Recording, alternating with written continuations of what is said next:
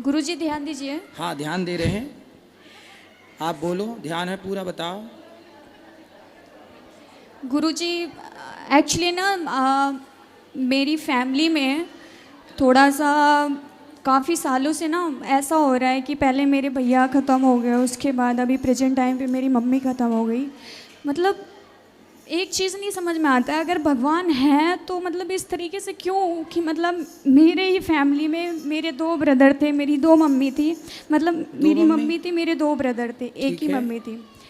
तो पहले मेरे भैया ख़त्म हुए आज से 15 साल पहले, ठीक है। और फिर अभी 2 साल पहले मेरे छोटे वाले भाई ख़त्म हुए। उसके बाद फिर मतलब ऐसा फील ही नहीं आता है कि मतलब भगवान है इस टाइम पे। मतलब आप चाहते हैं कि कोई की मृत्यु ना हो? बात वो नहीं है, बात ये होती है कि मतलब एक टाइम होता है किसी के जाने का। ठीक है आपकी बात।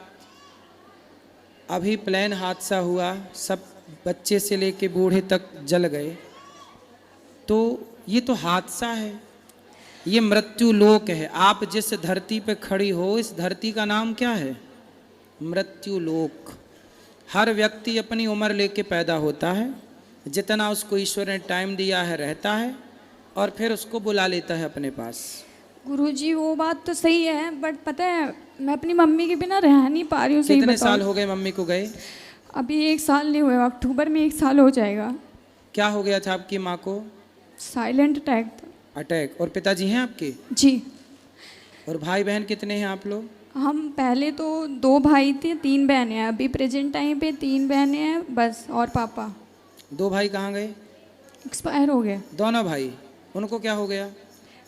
बड़े वाले भैया को करंट लगी थी, छोटे वाले भैया की किडनी फेल थी। सही है, दुख का पहाड़ है ये। माँ भी चली गई, भाई भी चला गया। पिता क्या करते हैं? कुछ नहीं, अभी करीब 1 साल पहले उनका भी एक्सीडेंट हुआ था, तो उस टाइम पे उनको थोड़ा सा मेजर था, तो इसकी वजह से उनके पैर में दिक्कत है, तो चल नहीं पाते। पहले उनका बिजनेस था, अभी नहीं है। मैं अभी जॉब कर रही हूँ, मेरा ग्रेजुएशन चल रहा है। मैं मतलब ये पूछना चाह रही थी, मतलब मैं आपको काफ़ी टाइम से देखती हूँ, बट आप जो चीज़ें बोलते हो मुझे ना उस चीज़ पे है यकीन है, बट ऐसा ना जब से मेरी मम्मी गई है ना, तो मतलब ऐसा लगता है कि दुनिया में कोई चीज़ है ही नहीं। ठीक है, आप ये मान लो कुछ नहीं है, तो ये मान के भी क्या पाओगी? कुछ नहीं पाएंगे, बस एक एक क्वेश्चन था मन में, ये चीज़ चल रही थी। क्या क्वेश्चन है कि ईश्वर है कि नहीं? नहीं, ये तो है कि नहीं वाला क्वेश्चन है ही नहीं। मेरा तो है? ये क्लियर है कि नहीं है, क्योंकि आप इस चीज़ को मान लीजिए, एक ही फैमिली, इतनी बड़ी दुनिया में एक ही फैमिली के ऊपर इतनी सारी चीज़ें। क्यों? अभी जो प्लेन हादसा हुआ उस समय तो उसके माता पिता 2 बच्चे थे, चारों एक्सपायर हो गए। तो ये केवल आपकी फैमिली के साथ ऐसा हुआ? आज ही सूचना मिली कि एक बस खाई में गिर गई, उसमें 10 लोगों की मृत्यु हो गई। परिवार तो रहा ही होगा उसमें। बेटा ये मृत्यु लोक है, मैं भी एक दिन मरूंगा, आप भी एक दिन मरेंगे, सबको मरना है। जब केदारनाथ में 2012 में 2013 में जब केदारनाथ में आया, वहाँ पे पानी इत्यादि का, तो बहुत लोग मारे गए थे, आपदा थी वो। अभी यूक्रेन युद्ध चल रहा है, रसिया यूक्रेन का, कितने लोग यूक्रेन में मारे गए, परिवार के परिवार, घर के ऊपर मिसाइलें गिर गई। पाकिस्तान में और हिंदुस्तान का भी युद्ध हुआ, कितने लोग मारे गए। तो भाई ये मृत्यु लोक है। बेटा मैं आपके दुख से सहमत हूँ कि दुख बहुत बड़ा है, लेकिन आप अपने दुख को लेकर ये सोचें कि नहीं ईश्वर तो है ही नहीं। चलो आप मान लो कि ईश्वर नहीं है, तो ईश्वर नहीं है ये मान के आपको क्या प्राप्त होना है, और ईश्वर है ये मान के नुकसान क्या है? चलो आप सारी जिंदगी यही मानो कि ईश्वर नहीं है। ईश्वर नहीं होता तो ये बताओ कि आपकी माँ फिर चली कहाँ गई? कहाँ चली गई? मर के आदमी जाता कहाँ है? बताओ फिर, उत्तर दो, कहाँ जाता है मर के? तुम्हारी माँ कहाँ चली गई? लोग कहते हैं कि मतलब जिस टाइम पे उनका हुआ था, तो ये चीज़ मतलब बोलते थे कि वो उनको स्वर्ग मिल गया, अब उनको इस योनि में जन्म नहीं मिलेगा। ये बताओ मरने के बाद आदमी कहाँ जाता है? आप अपने दिमाग से बताओ, कहाँ जाता है मरने के बाद? जहाँ तक अभी तक मैंने सुना है यही कहा जाता है कि मतलब कि भगवान के पास चले गए, अब तो ऐसा। और आपकी माँ आई कहाँ से थी? वहीं से, कहाँ से? भगवान के पास तो से। जहाँ से आई थी वहाँ चली गई। मैं अब ये अब नहीं, आप ये कह रही हो कि भगवान के घर से आई थी, भगवान के घर चली गई, और आप ये भी कह रही हो कि मैं ईश्वर को नहीं मानती। देखिए ये बात नहीं है कि मतलब भगवान के यहाँ चली गई, भगवान के यहाँ, मतलब मेरा मानना ये है, लोग ये, मैंने यही चीज़ बोली कि लोग ये कहते हैं कि मतलब कि वो भगवान के पास चली गई, भगवान के यहाँ से ही आई थी, बट एक ये चीज़ है ना कि बिलीव नहीं है, आपके मुझे believe- नहीं है। आपके बिलीव करने ना करने से क्या होगा? क्या उल्लू को सूर्य नजर आता है?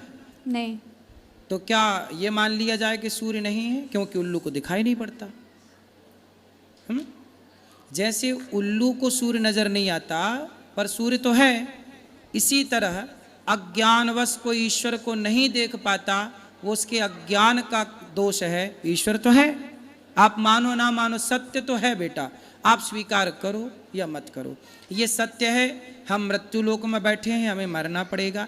आपकी माँ चली गई, भाई चले गए, ये बहुत बड़ा दुख है, हम आपके दुख में आपके साथ हैं। लेकिन आप कहो कि अब मैं ईश्वर को नहीं मानती। माँ जिंदा थी तब आप ईश्वर को मानती थी, भाई जिंदा था तब आप ईश्वर को मानती थी, अब ये चले गए तो आप ईश्वर को नहीं मानती। इसका मतलब तो ये हो गया कि आप ईश्वर की परिभाषा अपने हिसाब से तय करेंगी कि जब तक ईश्वर सब बेहतर रखेंगे तो हम ईश्वर को मान लेंगे, जब ईश्वर बेहतर नहीं रखेंगे तो हम ईश्वर को नहीं मानेंगे। ये तो परिभाषा आपने अपने हिसाब से मैनेज कर ली, जबकि परिभाषाएं हमारे हिसाब से नहीं होती। जो है वो है, आप उसे स्वीकार करो या मत करो। सुदामा इतने गरीब थे, नरसिंह मेहता का जवान बेटा मर गया, नरसिंह मेहता जी का जवान बेटा मर गया। लोगों ने कहा भाई रो लो, तुम्हारा बेटा मर गया। नरसिंह जी बोले क्यों रोले भैया, कहाँ से आया था? बोले ईश्वर के घर। कहाँ चला गया? ईश्वर के घर। जब उसकी संपत्ति उसके पास चली गई तो मेरा तो था ही नहीं। मीराबाई के पति मर गए, लोगों ने कहा मीराबाई थोड़ा रो लो। मीरा बोली क्यों रो लें? बोले आपके पति मर गए। मीराबाई बोली मैंने जिसको अपना पति बनाया है वो कभी मर ही नहीं सकता, और जो मर गया वो मेरा कुछ था ही नहीं।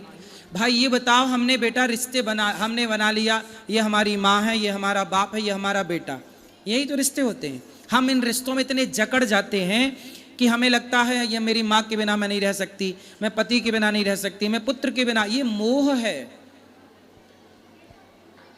आपने ही जबरदस्ती पकड़ रखा था। जबकि ये संसार ऐसा है, मृत्यु इतनी निर्दयी है कि वो ये नहीं देखती कि ये माँ है कि बच्चे हैं कि बूढ़े हैं कि जवान हैं। इसलिए बेटा हमें रहना तो संसार में ही है, इसलिए संसार के नियमों का उल्लंघन नहीं कर सकते। संसार में नियम ये है कि ये सृष्टि चल रही है, आपने घड़ी पहनी है तो उसे किसी ने बनाया होगा तब तो आपने पहनी, कोई बनाने वाला होता ही नहीं तो आप घड़ी कैसे पहनती? आपने जो टी शर्ट पहनी है इसे किसी ने बनाया है कि बिना बनाए बन गई? जी किसी ने बनाया तभी तो पहने हैं। आपकी आँख है, आपकी आँखों में दिखता है, इस तरफ वाइट है, बीच में काली है पुतली, तो ये बिना बनाए बनी कि किसी ने बनाया होगा? नहीं बनाए हैं तभी तो। फिर तो जिसने बनाया है आपको वो कौन है? आप भी तो बिना बनाए नहीं बन सकती थी ना, आपको किसने बनाया है बताओ? भगवान। फिर जिसने आपको बनाया है, आप कह रही हो कि मैं उसे नहीं मानती, केवल इसलिए नहीं मानती क्योंकि मेरी माँ चली गई, क्योंकि मेरा भाई चला गया। ठीक है, वो दुख है, दुख अलग विषय है, पर सत्ता को नकारना ये तो अलग ट्रैक पे आप चली गई।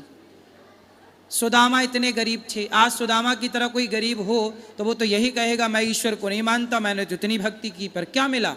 सुनो, द्रौपदी को जानती हो? जी। कौन है?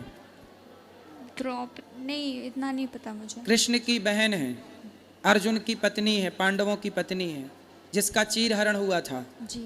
द्रौपदी के 5 बेटे थे, 5 बेटों को मार दिया अश्वत्थामा ने, जबकि वो तो कृष्ण भगवान की बहन थी ना।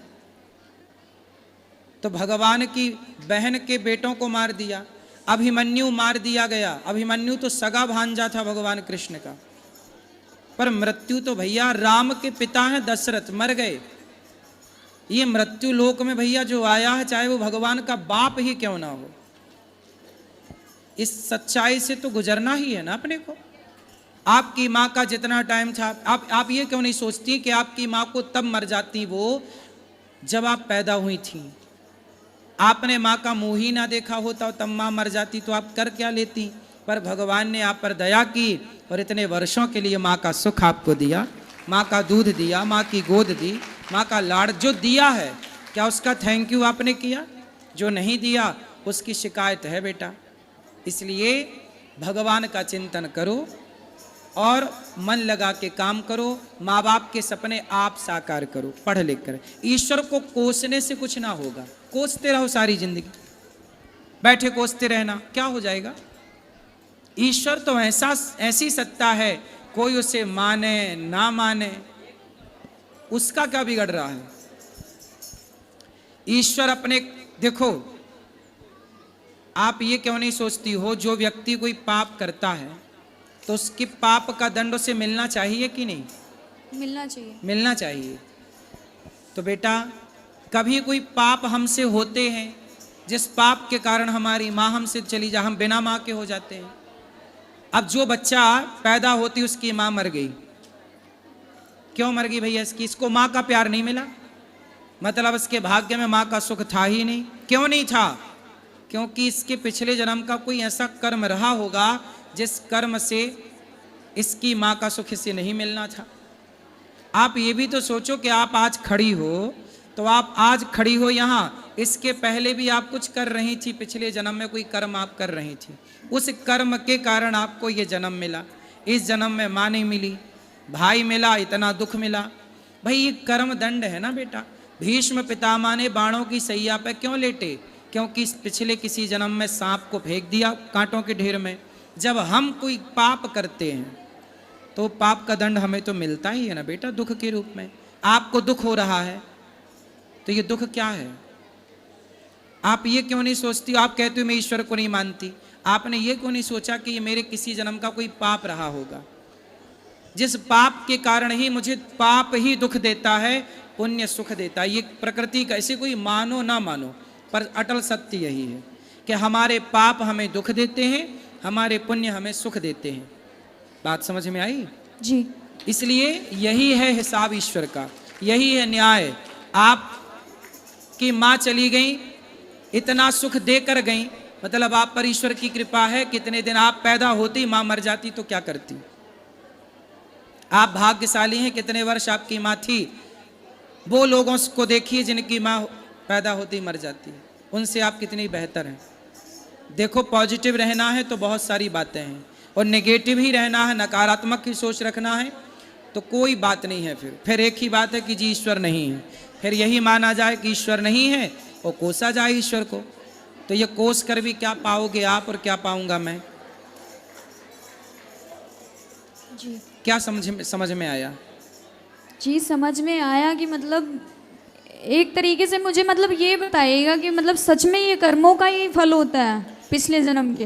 भाई बिना कर्म किए तो आपको नंबर नहीं मिलते, 10वीं से 11वीं में नहीं जाती। आप कर्म ना, आप लिखो मत कॉपी में तो आपको मिल जाएगा नंबर। ये चीज़ तो मुझे पता है कि जब तक कर्म नहीं करेंगे तब तक फल नहीं मिलेगा। ये जो पिछले जन्म का इस जन्म में मिल रहा है, इसका क्या कनेक्शन है? अच्छा ये बताओ, एक समय पर दो बच्चे पैदा होते हैं, एक अंबानी के घर पैदा हुआ, बड़े आदमी के घर, और एक फुटपाथ पर पैदा हुआ। एक ही दिन, एक ही तारीख, एक ही दिन दो बच्चे पैदा हुए, एक अमीर के घर, एक गरीब के घर। अब बताओ, जो अमीर के घर पैदा हुआ वो सोने की चम्मच में दूध पिएगा, सोने के झूले में झूला झूलेगा, वो जन्म लेते ही रईस हो गया। और इस गरीब ने फुटपाथ पर पैदा हुआ, साड़ी का झूला बांधती है माँ। अब बताओ बेटा, दोनों एक साथ पैदा हुए थे, पर एक गरीब हो गया जन्म लेते ही, गरीब के घर पैदा होके, एक अमीर हो गया अमीर के घर। अब ये बताओ कि उन बच्चों ने तो अभी कोई कर्म भी नहीं किया, पैदा ही हुए हैं, और पैदा होती कोई अमीर हो गया कोई गरीब। क्यों हो गया? सब अमीर होते फिर या सब गरीब होते? क्यों बेटा, उत्तर दो। एक तरीके से कर्म ही होगा। कर्म, पिछले जन्म का जो कर्म था उसके कर्म ने उसे अमीर बना दिया, उसका जो कर्म था उसके कर्म ने उसे गरीब बना दिया। तो ये कर्मों का ही पूरा खेल है बेटा, वरना सबना बड़े घर पैदा हो, फिर कोई गरीबी ना रहे, फिर कोई भूखा क्यों मरे, फिर किसी को फोड़ा फुंसी क्यों हो, रोग, कोई अपाहिज क्यों होता है, कोई पैदा होती लंगड़ा होता है, कोई लंगड़ा है, कोई अंधा है, कोई क्यों, कोई अंधा क्यों है? पैदा तो सब माँ के पेट से हो रहे हैं ना, जी फिर कोई अंधा क्यों हो रहा है, कोई लंगड़ा लूला क्यों पैदा हो रहा है? क्योंकि वो अपने कर्म दंड भोगने आया है, ये कि तू जाएगा पर एक कदम चल नहीं पाएगा। ये कर्म दंड है बेटा। पिछला जो हम आपको आज सताएंगे, एक बात बताओ, आज हम आपको सताएं, पकड़ के मारें और पकड़ के आपको आग में डाल दें, जिंदा जलाएं और आपके साथ दुराचार कोई करे, अब बताओ जो हम आपके साथ गलत करेंगे, हम आपको सताएंगे, आपको आपका खून बहाएंगे, तो फिर हमें सुख मिलेगा? नहीं। फिर हम आपके साथ गलत करेंगे ना बेटा, तो हमें भोगना पड़ेगा। आप कोई देखे ना देखे पर ईश्वर तो देख रहा है। इसलिए बेटा संसार की अदालत से कोई बच सकता है, ईश्वर की अदालत से कोई नहीं बच सकता। ये ईश्वर की अदालत है। जो न्याय आपके साथ हुआ है वो ईश्वर की अदालत से हुआ है, मेरी और आपकी अदालत से नहीं। ठीक है जी इसलिए सत्य को स्वीकार करो। समझ में आई बात? जी समझ क्या गई। समझ में आया? ये समझ गई कि मतलब जरूर उस जन्म में मैंने कुछ ऐसा किया था जो इस जन्म में मेरी मम्मी मेरे से छिन गई। हो सकता है कि ऐसा रहा होगा कि उस जन्म में मैंने किसी के साथ गलत किया होगा, या मैं किसी की माँ रही होगी, मैंने उसके साथ गलत किया होगा, इस वजह से मेरी मम्मी इस टाइम पे चली गई। नहीं तो अब यही सत्य है बेटा, आप सही चली गई। अब यही सत्य है कि किसी की माँ जब हम किसी से छीन लेते हैं तो हमसे भी हमारी माँ ईश्वर छीन लेते हैं।